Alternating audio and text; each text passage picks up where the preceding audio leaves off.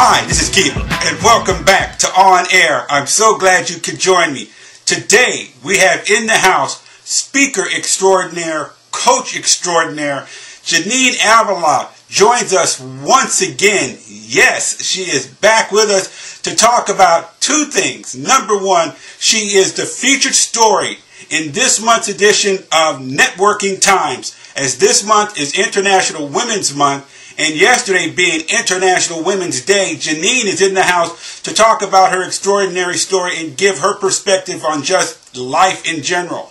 Also, we do something special with Janine, who becomes Judge Janine, and you'll see the change in her wardrobe as we do the very first State of Direct Selling address. Coming in the next month or so, there will be a State of Direct Selling address where we have a number of different people talk about what's really going on in direct selling, where we're at and where we're going. But today we have in the house as well, Judge Janine Avila here on Air.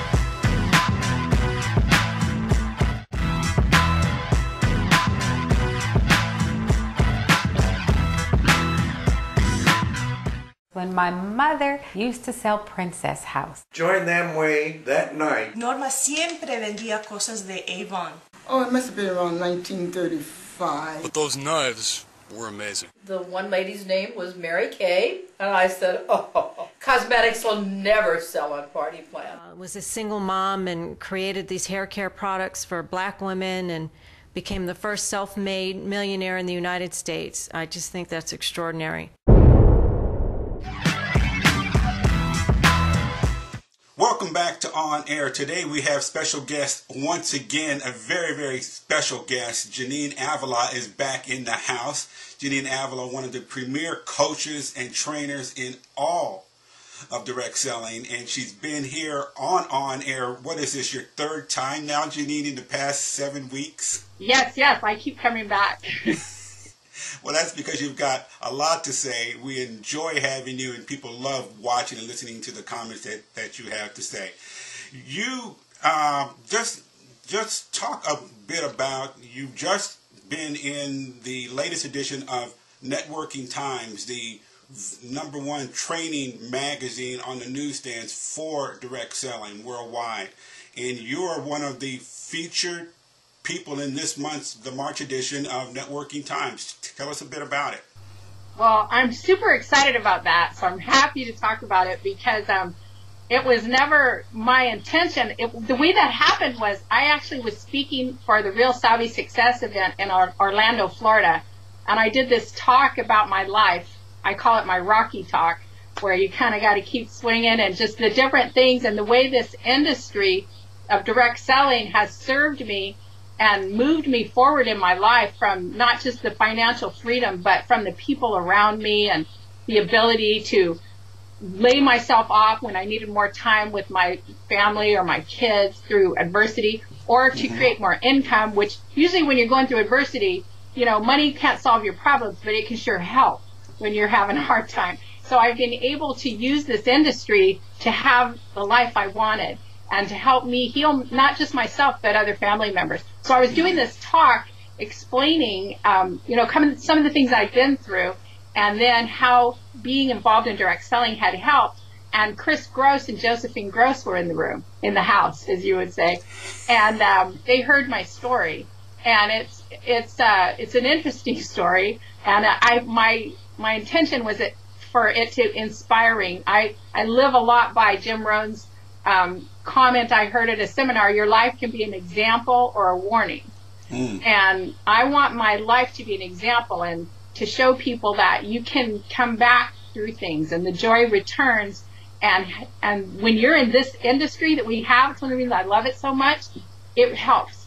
So that's what the intention was of that talk. And because of that, Josephine was really intrigued by my story. Kind of my big claim to fame in the industry was the single mom with 7 kids. You know, I had 5 already, and then I adopted 2 more as teenagers, which is, now that I look back at it, it's very unique. At the time, it just seemed like the right thing to do at the time, and I didn't think about it. I just did it.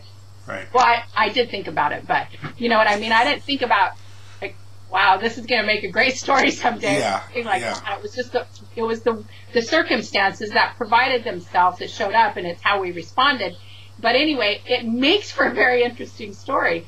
And the way it turned out, it has a it's not over yet, but it's had an amazing ending. My two sons I adopted each have 2 children of their own now, and they have each adopted a child. Wow. Which makes me feel great because they felt like they saw a need. So anyway, all that to say, Josephine did an interview with me because she wanted, for the March being International Women's Month, and that's their women's issue, she felt that my story was a strong female story that could inspire a lot of women. So she sort of saved me for that issue. So I felt extremely honored and grateful and just happy to be in that issue and hope that my story can really help somebody else and pull them forward. You know, you said 2 really spectacular things, but before I even get to there, aren't the Grosses just an absolutely nice couple? They are absolutely really, really wonderful. They both made our Power 50. In fact, this past Power 50, Chris and Josephine are in it, and our Power 30, the Women of Power, comes out on Thursday. For us, it would be, yesterday. However, Josephine is, I think, for that particular list, the number 2 or 3 most powerful woman in all of direct selling. She's just a really, really nice person. You mentioned your rocky past, and you also mentioned them saving you for this month. March 8th is International Women's Day, which just passed yesterday, and March in itself is the month for women. You not only were saved for them, you're also going to be our feature for this month's Profile Encouraged story, which we will launch on somewhere around March 18th. And everyone's going to be able to hear your entire story for about 20 to 25 minutes, and you just talk about it. If you can, about this rocky beginning, which I absolutely love how you put it, because you're still in progress, which is absolutely great. What was the rocky beginning? Well, for me, I mean, the things that back then that I thought were the tough things were that here I was, a young mom. I had 5 small children at the time, and I had this vision in my mind that I was going to be a stay-at-home mom. That's what I wanted. And I wanted to, just be home and the cookie baking mom in the white picket fence. And I found myself a single mother, which was not by my wishes. And I had all these kids to take care of, and I didn't have any income. I didn't have any alimony or child support. And so right there was, blow number 1. Like, how am I going to do this? I got to get to work. I got to make money. But I didn't want to miss it. I wanted to be I wanted to be a great mom. I love kids. I love my family. And that's one of the reasons I became so passionate about this industry, because it allowed me to have that life I wanted, because I chose. Well, I have to ask you something. You need to be able to save some of the stuff. Okay. Don't give because if you give all of it now, people are going to say, well, why should I go get the expanded story? Let's just give them just a little brief glimpse of it. A single mom with 5 kids, adopts 2 more, 7. Lost my house in an earthquake completely in 1989. Then a fire. Had a massive stroke in the year 2002. Lost my ability to speak. Had no insurance and no income, and had to regain all that. Lost my brother, who was just like my best friend, and we were 14 months apart in age, through a tragic accident. And then found myself 120 pounds overweight, and hooked up with an amazing personal trainer who I just really got, close to and committed to, and then he took his own life. And it was just a series of events that you just keep thinking, wow, what's next? And here I sit today. I'm still standing. You've told me this story a couple of times over the past, 2 or 3 months that we've known each other. And I'm still just putting my head, my face in my hands, just listening to you give the 1-minute version. When you tell the story for Profiles Encouraged, I think we're all going to be in tears. I'm an emotional guy anyway, and when I start hearing these stories, like now, it's like, okay, I'm really looking forward to hearing the expanded version, and everyone here should really lock in around March 18th. We'll send out the notice. But I don't think very many people, and you were saying very early on that you thought your story wasn't all that unique. It is extremely, extremely unique. So you tell some of this in the Networking Times article, correct? I did. I told some of it I didn't even put in because it's too much, and I know that. And, when I first did that first Rocky Talk, when Josephine and Chris were there, I was very emotional and could hardly get through it because it was the first time I really told it on stage.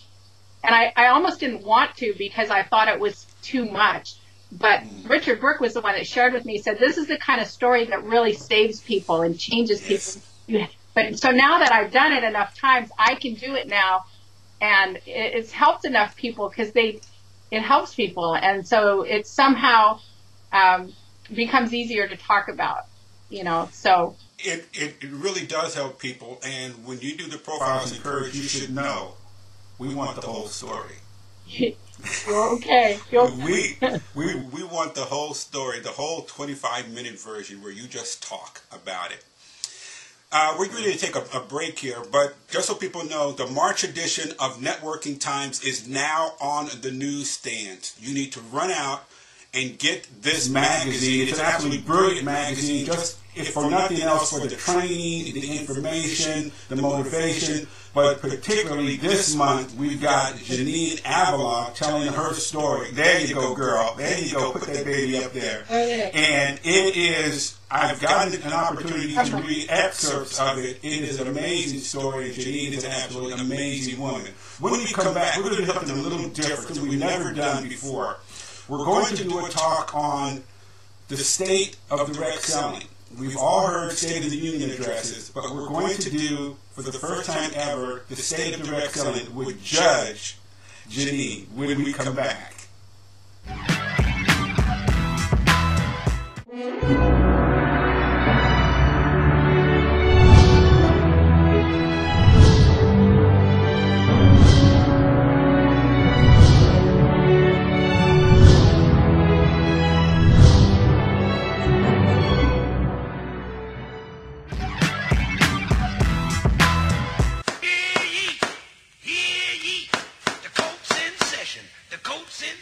Now, here comes the judge. Here comes the judge. Here comes the judge. Here comes the judge. Here comes the judge. Here comes the judge.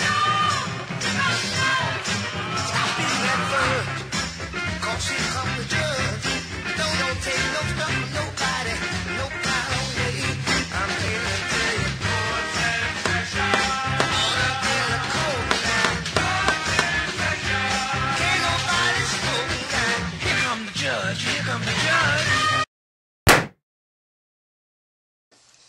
Welcome back to On Air. As you know, we have our special guest, Janine Avila, who is featured story. She's a featured story in this month's Networking Times. It's on the newsstand. It's an absolutely great training tool for anyone who's looking for generic information on how to build their business. They have some of the greatest topics and writers come in. And this month, March, International Women's Month, to go along with yesterday's International Women's Day, featured writer, featured story, Janine Avila.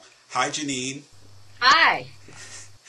We're going to do something a little different. This is something that I've been thinking about for a long time, and I think in the next few months, I'm going to really start to create something around this topic.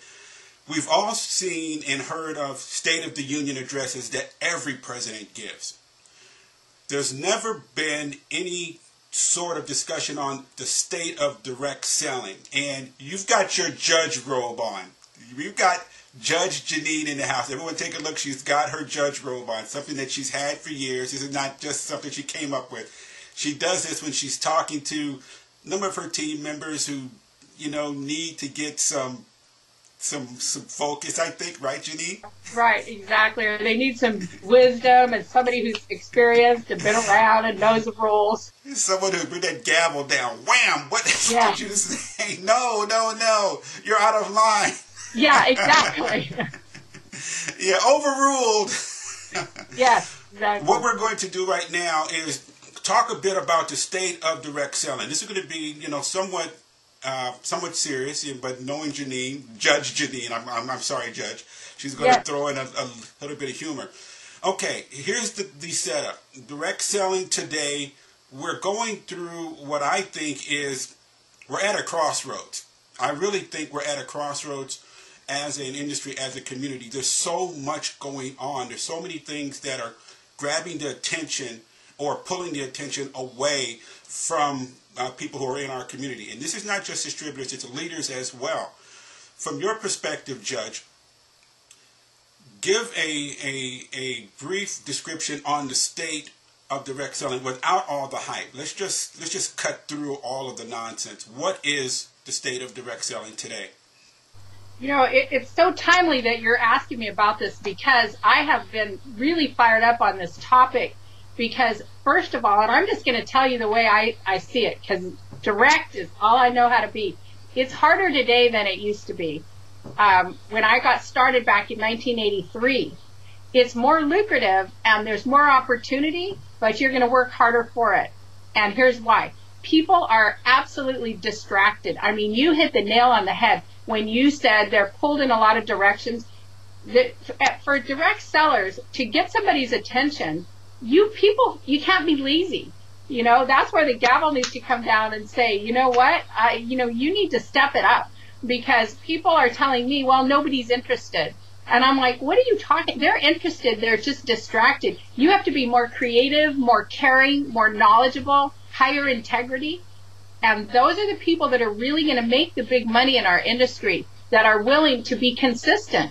I see people failing because this is probably a whole nother topic, Keeper, but people are gotten a little bit lazy. Like when I got started in the industry, I used to pick up the phone and call people, and we didn't have answering machines. I hate to date myself, but it was incumbent upon me to call back until I reached the prospect.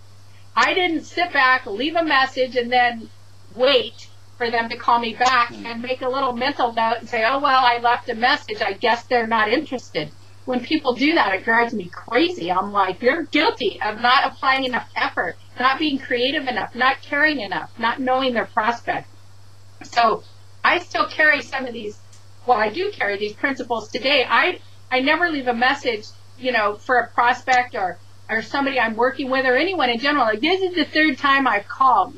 People, that's a violation. That's irritating. People get a lot of information they're inundated with, and so they're just dropping the ball all over the place. People are distracted. They're suffering from, inattentional disorders all over the place because they're bombarded with email and voicemail and PIN numbers and, Skype and your phone. And, how many, you go through the airports and everybody's, walking around like this. Right. Look at each other. Well, Judge, can I ask you something? You talked about the social media thing, and you talked about old school, and, I'm dated right there with you, before cell phones and, all of this, the big giant cell phones, that kind of thing. I'm before all that. I'm with the rotary dial crowd. Right. With all the social media that's going on, and I think you said something really, really important because it's having such an impact on direct selling. You said people are getting lazy. I think people are getting lazy. I think company owners are getting lazy because they're thinking that that's the way to go. Their people will just build a business like this. I think one of the tragic things that's happened to direct selling, for those of us who used to do hotel meetings where you had a large group of people because there was so much energy there, going to the cell phone or going to text messaging or Facebook or emailing has pulled people away from what the business is really all about. And I'm curious from your perspective, laziness and relying on text messaging and email and Facebook to build the business, I think that's where the lazy started, and that's why we're at where we're at right now. Well, you're absolutely right. That's what started it. And the other little piece of it is it's also kind of a sellout on the parts of some of the company owners and even some of the distributors because, well, you know, I have right here thank you cards that I put postage stamps on that I pay for and I mail so somebody gets a real card. A lot of people don't do that because it's free to send an email. So, and it's free to send this or that. And companies they think everybody's reading the email, and they're not. Maybe they were at one time when it was more unique and new, but it's a cheaper way to communicate. And it's like, well, let's just send emails and tell everybody. And what happened to the real, you know, fun, caring things that you can do? Because you and I both know this is a people business. And it's what drives people, what's inside of a person that makes their business successful. And you never are going to find out what's inside of somebody if all you do is send them a text message. I use the phone all the time. That's why I have all these headsets and phones. And when I'm working with somebody, I'll say, did you invite anybody to get on the call? Yeah. What did they say? Oh, well, I sent them a text. And I'm like, what? Because I can't hear if you and I, like, we're looking at each other face to face, but if we're on the phone, I called someone this morning early and I heard disappointment in her voice. It wasn't anything that she said. It wasn't any of the script or the words she said, but it's what I heard. I said, what's going on? What do you mean? I said, you sound discouraged. Well, and then out it came. On an email, you're never going to hear that. People can hide from you. And in order to really help people and move them forward in this business, you have to know what's going on. And you can't do that with these sort of generic, cheap ways to do it. And social media is good in one way, but it's a double-edged sword. Well, let me ask you, I tend to think, Judge, if you don't mind me cutting in here, I tend to think we are more in an attitude of entitlement, meaning that we think that we're entitled to be great right away with any direct selling opportunity because of the way it's been presented. It's so easy to do. And this entitlement mentality not only is happening in direct selling as far as I'm concerned, it's happening outside of direct selling, and it's both are feeding the other, and I think it's a really bad place to be. You mentioned early on in this segment that getting back to the things that really matter, talking to people, listening to what's going on, listening to the emotion that they might not be saying in their words, but you can hear it on the telephone. You'll never hear it in a text message. You'll never hear it in an email. So from the perspective of the state of direct selling, where do we go? What do we do to pull this back? Because there are a lot of frustrated distributors right now, particularly those that are coming in to the business for the first time. They're trying to figure out, well, how did this person make it? And you're looking at people who made it a while ago. And they really know the relationship part of this. They didn't depend on Facebook and Twitter and YouTube and all this sort of stuff. Where do we go from here? Well, I think if we take a call to action to the leaders and sort of maybe the elders, those of us that have been around a while that have these principles and understand that it's like, you know, our country was built on founding principles. Our business was built on a foundation of personal relationships and understanding who people are, knowing what people want and why they want it. So I believe the call to action is for strong leadership to say, okay, it's time to pick up the telephone and call people again. And if one thing that people see about me on Facebook, I am always posting where I'm going. I'm in the airports. I'm face-to-face with people. I'm using Skype because I need those personal connections because I believe you lead by example. So I will tell people there's a time to get off text and pick up the phone. And I think if more people do that, it's incumbent upon us to be an example to the younger generation coming up, because this industry was not built on Facebook and text messages. It can add to it when used right. And we have to now take ownership in how we're using it and be responsible, because we all know people that you're right. They think they're entitled. It's that you send a Facebook message and you think you've communicated, and it's not communication, and it's not a strong core principle of building the business. It's a tiny new tool, and it's a good one if you don't see it as the way, because it makes people think it's so easy, and it isn't. It requires consistency and care and knowledge and study and homework and tenacity. And, that doesn't come from how lazy to just send a text message and think that someone's going to get on a call or look at your business. Yeah, my daughter is very good at that. She will go back and forth with her friends trying to get a point across, and I'll say, gee whiz, just pick up the darn phone. Why play these little games? Just get on the phone instead of spending 10 minutes texting someone when you just want one answer to one question. That's all you've got to do. Judge Janine, we're getting ready to wrap this up. I want you to take a couple of minutes to talk about your website and what people can do, because I want people to really come in and visit your website. You are the featured story in this month's Networking Times March. So how can people get to know more about you and go to your website and contact you so they can have a real conversation? Well, thank you. And I'm actually I'm doing something new, and my website is JanineAvila.com. And if you go there, there's a place where you can sign up for my newsletter. And I am starting something that's going to be called, and this is part of the study I'm doing, people are getting too bombarded. So I'm going to be doing something called Janineisms. And they're just little super quick blips that you can enroll for that'll help inspire, encourage, or make you laugh. And they're super quick little one-liners, and I hope people will sign up for my Janineisms, and I'm going to have those coming out because I found there's a lot of little things you can do to make people's day brighter, and I want to do that. And I have a program on there that I don't have a copy of it here, but it's called, I was going to show it to you, it's Janine Avila's Secret, here it is.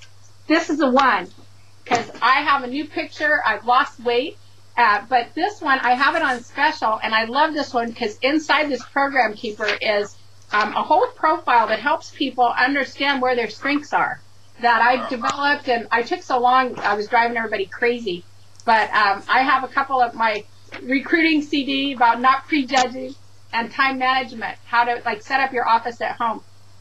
And so that's already on your site. Someone can actually go there, take a look at it, and purchase it now if they wanted to.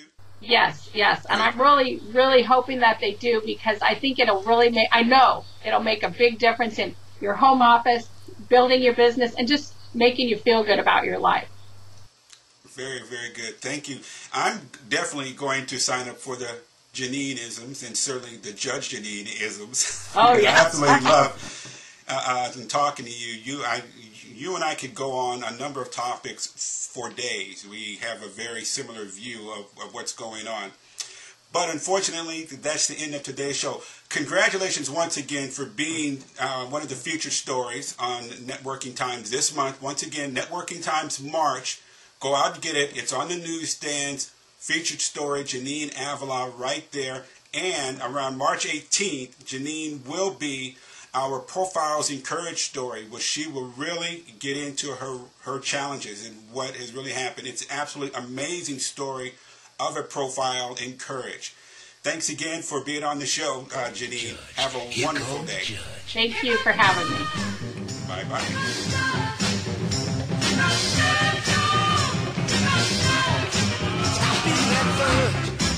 Cause here come the judge. Don't take no stuff from nobody. No